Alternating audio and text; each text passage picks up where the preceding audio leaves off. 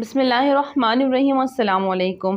میری بہن نے کل مجھ سے رابطہ کیا اور پڑوس میں بیٹھی پٹھان فیملی کے متعلق بتایا کہ جب سے رمضان آیا ہے ان میں سے کوئی نہ کوئی خاتون افطار سے کچھ دیر قبل ہمارے گھر آتی ہے اور نمک طلب کرتی ہے۔ مجھے لگا شاید ہانڈی وغیرہ کے لیے ان کو ضرورت ہے، میں اس حساب سے دے دیتی ہوں، مگر میں ان کی بات نوٹ کی کہ تینوں دن خواتین بدل کر آئیں، البتہ ان کے پیروں پہ پہنا گیا جوتا ایک ہی تھا جو خاتون پہلے دن پہن کر آئی۔ آج تیسری خاتون بھی وہی پہن کر آئی تھی۔ میں نے آج ان کو نمک کا پورا پیکٹ دے دیا کیونکہ مجھے اچھا نہیں لگتا بار بار کوئی مانگنے کے لیے آئے، ان لوگوں کو بھی شرمندگی ہوتی ہوگی۔ میرے ذہن مسلسل اس فیملی میں الجھا ہوا تھا، نیند میں بھی تقریباً میری توجہ اس جانب اس پٹھان فیملی پر ہی تھی۔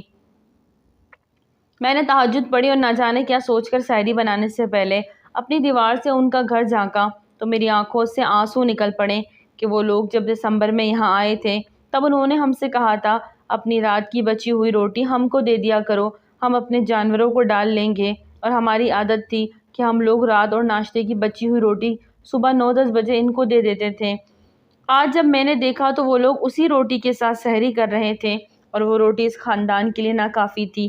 میں نے اس وقت سحری کی تیاری شروع کی اور ان سب لوگوں کی سحری بنا کر اپنے شوہر کے ہاتھوں ان کے گھر بھیج دی۔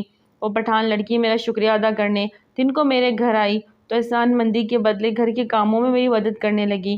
میں نے اسے مہمان مانتے ہوئے عزت سے بٹھایا اور کہا آپ کو جس چیز کی ضرورت ہو آپ بلا جھجک ہم سے لے سکتی ہیں۔ ساتھ ہی میں نے پوچھ لیا کہ آپ نمک لینے کیوں آتی تھی؟ روز تو وہ کچھ شرمندہ سی ہو کر بولی نمک سے روزہ افطار کرنا بھی تو سنت ہے اور ہمارے گھر میں نمک بھی نہیں ہوتا تھا تو میں مانگ کر لے جاتی تھی اور سادہ پانی سے افطار کر لیتے تھے۔ میری بہن نے ان کو تسلی دی اور مجھ سے رابطہ کر کے ان کے راشن کا انتظام کرنے کا کہا اور ساتھ مجھے ان کی ساری کہانی سنا دی۔ میری بہن مجھے واقعہ سناتے ہوئے بھی رو رہی تھی۔ میں نے ان کو تسلی دی اور انتظام کا ذمہ لے لیا۔ میں نے والد صاحب سے رابطہ کیا، مجھے کچھ رقم امریکہ میں مقیم میری قاریہ محترمہ سمرہ انتصار صاحبہ، جرمنی میں مقیم محترمہ ماہی شاہ صاحبہ اور مولانا احمد نے بھیج رکھی تھی۔ میں نے والد صاحب سے پوچھا تو ان کے پاس تقریباً اتنی رقم باقی تھی کہ 10 دن کا مکمل راشن آ سکتا تھا۔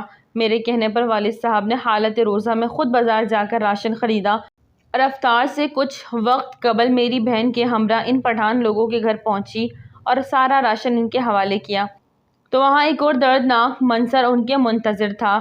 ایک بوڑھی خاتون گردوں کے درد میں مبتلا کرا رہی تھی اور اس حالت میں بھی دن کو ان خاتون نے روزہ رکھا ہوا تھا۔ میرے والد صاحب نے ان کو سمجھایا کہ گردوں کے مریض کے لیے پانی بہت ضروری ہوتا ہے، جس پر خاتون کے بیٹے نے جواب دیا بھائی صاحب گھر میں کھانے کے لیے بھی کچھ نہیں ہوتا تو دوا کا سوچا بھی نہیں جا سکتا۔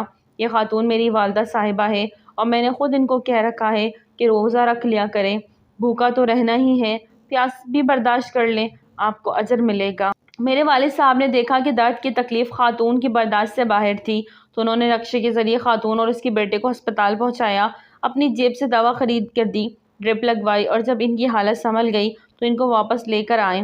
گھر چھوڑا، گھر میں کھانا تیار کیا جا رہا تھا اور چھوٹے چھوٹے معصوم بچے اپنی مادری زبان میں اپنے بابا صاحب سے کچھ کہہ رہے تھے۔ جب میرے والد صاحب نے پوچھا کہ بچے کیا کہہ رہے ہیں تو اس شخص نے بتایا کہ ہمارے گھر میں روٹی نہیں بنتی، بس ادھر ادھر سے لے کر گزارا کرتے ہیں تو بچوں کا پیٹ نہیں بھرتا۔ پھر میں بہلانے کے لیے ان کو قرآن پاک کی چھوٹی صورتیں زبانی یاد کرواتا ہوں اور بتاتا ہوں کہ یاد کر لینے بھوک ختم ہو جاتی ہے۔ بچے ہیں بہل جاتے ہیں اور صورتیں یاد کرتے کرتے سو جاتے ہیں۔ میرے والد صاحب نے بچوں سے وہ ساری صورتیں سنی اور پھر ان بچوں کو گھر والوں کے ساتھ مل کر کھانا کھایا۔ کھانا کھانے کے بعد ان تمام لوگوں کے لیے دعا کی جنہوں نے اس فیملی کی مدد کی۔ اللہ تعالی ہم سب کو بھی توفیق دے۔ ویڈیو اچھی لگی تو لائک کریں، چینل کو سبسکرائب کریں اور دعا میں یاد رکھیں۔ السلام علیکم۔